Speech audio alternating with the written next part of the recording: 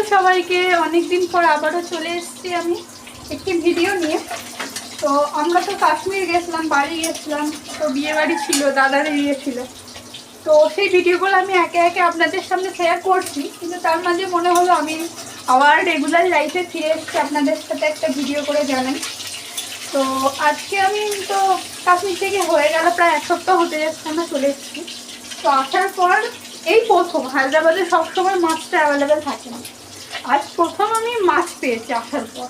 তো তাই ঠিক করলাম আজকে মাছের ঝোল করবো। এখানে গরমটাও হালকা হালকা ভালোই পড়েছিল, বৃষ্টি হয়েছিল একদিন, তাই জন্য একটু ঠান্ডা হয়েছে, কিন্তু রিচ খাওয়া এখন ঠিক না। এই গরমটা পুরো কলকাতার গরম আর হায়দ্রাবাদের গরম পুরো আলাদা। এই জন্য আমি আজকে হালকা পাতলা মাছের ঝোল বানাচ্ছি। আর এই রেসিপিটা মোটেও আমার না, আমি বিয়ে বাড়িতে গিয়ে আমার মাসি শাশুড়ির হাতে খেয়েছিলাম। তো মাসি শাশুড়ি কীভাবে করে সেটা জেনে এসেছি, আসার পরে আপনাদের সামনে সেটা শেয়ার করছি। আর কি রান্না করছি সেটা আপনাদেরকে আমি আজকে দেখাবো একটা মিনি ব্লগের মাধ্যমে। তো চলুন সঙ্গে থাকুন আর দেখতে থাকুন। তো মাছের ঝোল বানানোর জন্য আমি সবার প্রথমে মাছগুলোকে ভেজে কড়াইয়ে তেলে ছেড়ে দিয়েছি, মাছগুলো ভাজা চলছে।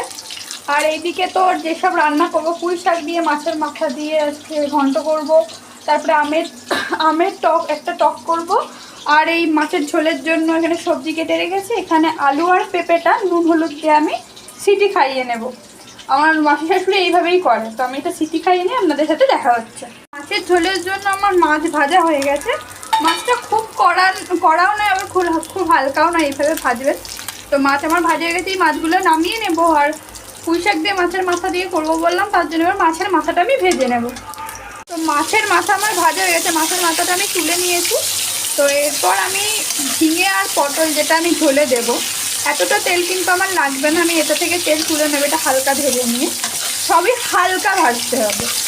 তো এটা ভেজে নিই, তারপর দেখা হচ্ছে। আর আমি ঝোলে দেবো পেঁয়াজ, তার জন্য আমি এখন পেঁয়াজ কাটছি। তো দেখে নিন আমার পটল আর ঝিঙে কিন্তু হালকা করে ভাজা হয়ে গেছে, এরকমই কিন্তু ভাজতে হবে।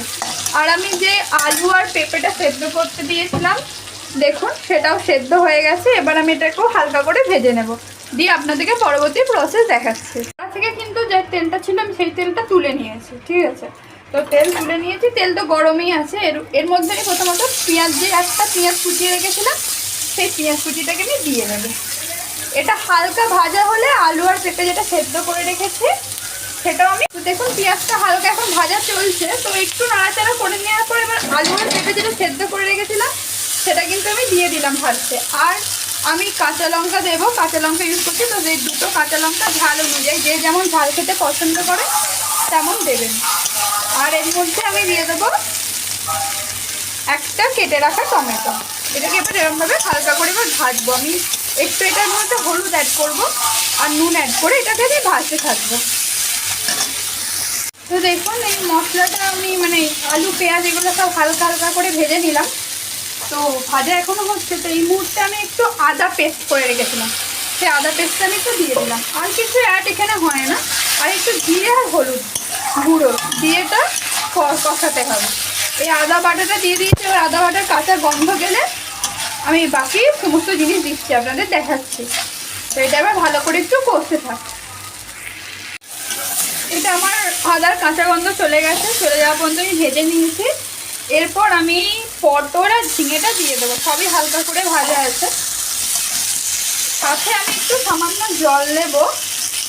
জল কারণ কেন জলটা দিচ্ছি, জল দেওয়ার একটাই কারণ, এবার আমি এটাতে হলুদ আর জিরে গুঁড়োটা যতটা লাগবে অ্যাড করে দেবো। আর এই গুঁড়ো মশলা দিতে হলে যাতে ধরে না যায় তার জন্য জল দিতে হয়। 1 চামচ আমি জিরে গুঁড়ো দিয়ে দিলাম,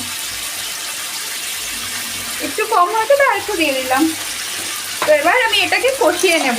আমার এটাতে আর কিছুই অ্যাড হবে না, আর শুধুমাত্র ঝোল ফুটেলে সামান্য চিনি, মাছ এবং নামানোর আগে ধনেপাতা, ব্যাস, তাহলেই কিন্তু আমার ঝোল রেডি।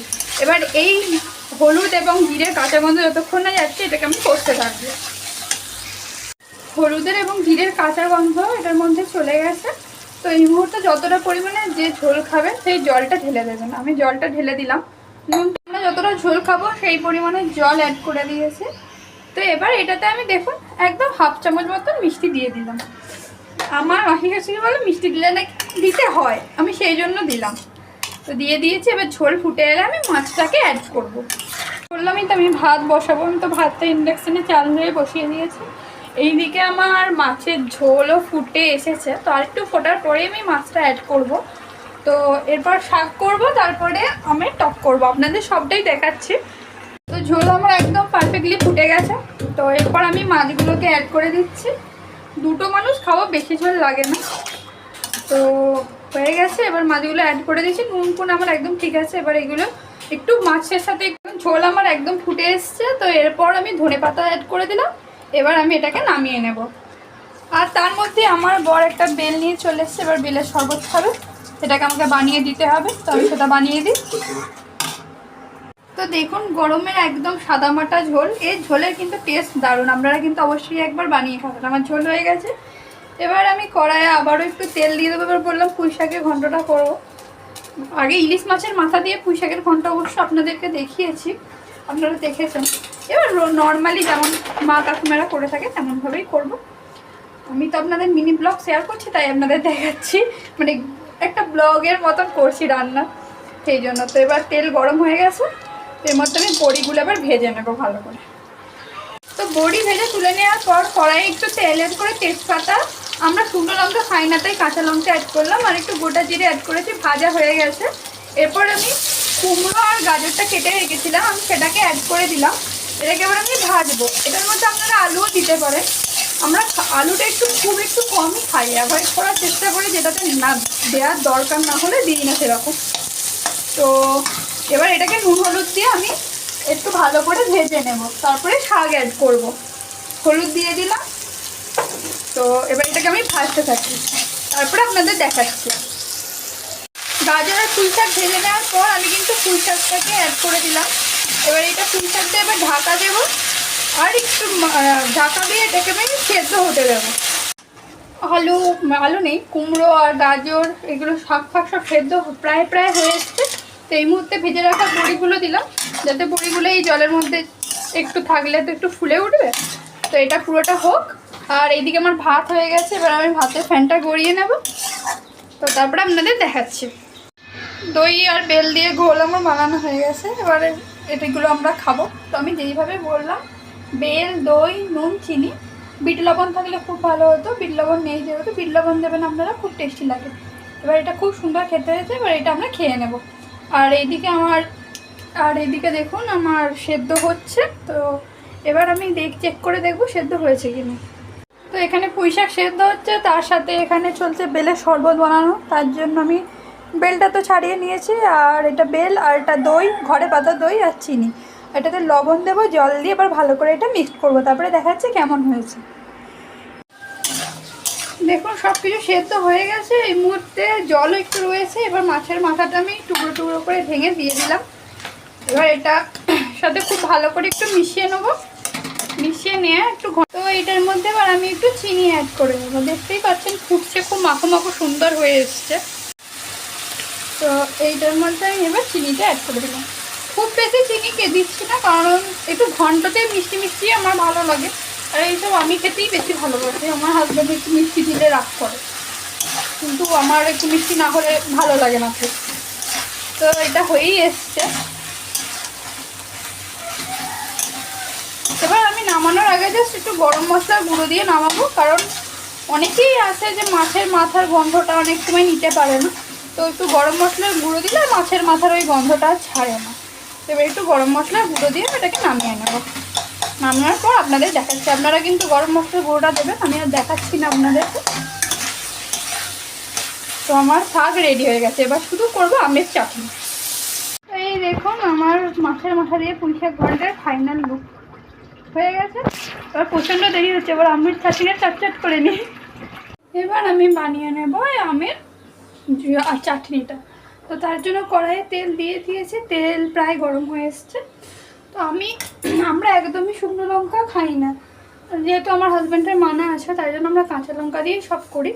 সেই জন্যে ফোড়নেও আমি সর্ষে দিয়ে দিলাম, কালো সর্ষে, আর দুটো কাঁচা লঙ্কা দিয়ে দিলাম। আপনারা কিন্তু অবশ্যই শুকনো লঙ্কা ইউজ করবেন। চাটনি বা আচারে এইসব জিনিসে শুকনো লঙ্কাটাই বেশি চলে। তো এটা দেখতে পাচ্ছেন প্রচণ্ড ছিটছে, তেলটা তার মধ্যে, তাই জন্য আমি একটু হলুদ দিয়ে দিলাম, এই ছেঁকাটা বন্ধ হয়ে যাবে। এমনিতেও আমি এরপর আমটা দিয়ে ভাজবো নুন হলুদ দিয়ে, তাই জন্য আগে থেকে দিয়ে দিলাম। তো হয়ে গেছে, এবার আমি আমগুলোকে কেটে রেখেছিলাম আমটা দিয়ে দিলাম। একটু বড় বড় করেই কেটেছি, যেহেতু এখনকার আমগুলো তো খুব কচি প্রকৃতির হয়, তো বেশি ছোটো করলে গলে যাবে। তো এবার এটা নুন দিয়ে আমি একটু হালকা করে কষে নিই, তারপরে দেখাচ্ছি। তো আমগুলো খুব ভালোভাবে কষা হয়ে গেছে, দেখতেই পাচ্ছেন কচি আম কষতে কষতেই গলে গলে আসছে মনে হচ্ছে। তো এবার আমি জলটা অ্যাড করে দিলাম। এই আচারটা একটু মানে চাটনিটা ঝোল ঝোল হয়, ঝোল ঝোল খেতে খুব ভালো লাগে। আর এটা আমার হাজব্যান্ড আগের বছর থেকে বলছে এইভাবে একটু বানিয়ে দাও, এইভাবে বানিয়ে দাও। আগের বছর আমি বানাতে পারিনি, তো এবছর আমি বানিয়ে দিচ্ছি। তো এবার ফুটুক, আমগুলো পুরো ভালোভাবে সেদ্ধ হয়ে যায়, তারপরে আমি এটার মধ্যে চিনি অ্যাড করব। আর এই ভিডিওটা আম পুরোপুরি সেদ্ধ হয়ে গেছে, তো এরপর পরিমাণ মতন আমি মিষ্টি অ্যাড করে দেব। আমগুলো এখনকার আম একটু টকই হয়, তো মিষ্টিটা একটু বেশি পরিমাণেই লাগবে, কিন্তু খুব বেশি দেবেন না, টক মিষ্টি হলে জিনিসটা খেতে কিন্তু খুব ভালো লাগে। তো এবার এই মিষ্টিটা গলে এলে তারপরে আমি এটাকে নামাবো, নামিয়ে আপনাদের ফাইনাল লুক দেখাচ্ছি এর। তো দেখুন আমি কিন্তু আমের চাটনিটা একদম নামিয়ে নিয়েছি, দেখতেই পাচ্ছেন কত সুন্দর দেখতে হয়েছে। তো গরমের চাটনি, এই আমের এরকম চাটনি, এখন তো গরম পড়ে গেছে, মানে আম খেতে সবাই আমরা ভালোবাসি, তো এরকম চাটনি একদিন বানিয়ে খাবেন, আশা করছি আপনাদের খুবই ভালো লাগবে।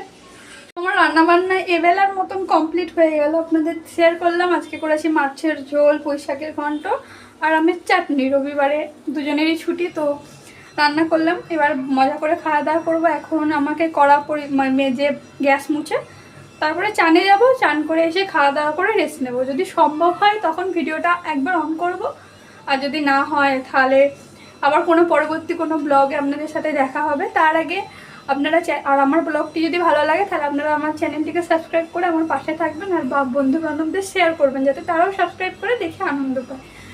আর আর এর মাঝে হয়তো এই ব্লগটা যাওয়ার পর হয়তো বেড়াতে যাওয়া এবং বিয়ের ভিডিওগুলো আসবে, সেগুলোতে আপনারা প্রচুর প্রচুর ভালোবাসা দেবেন এবং দেখবেন অবশ্যই।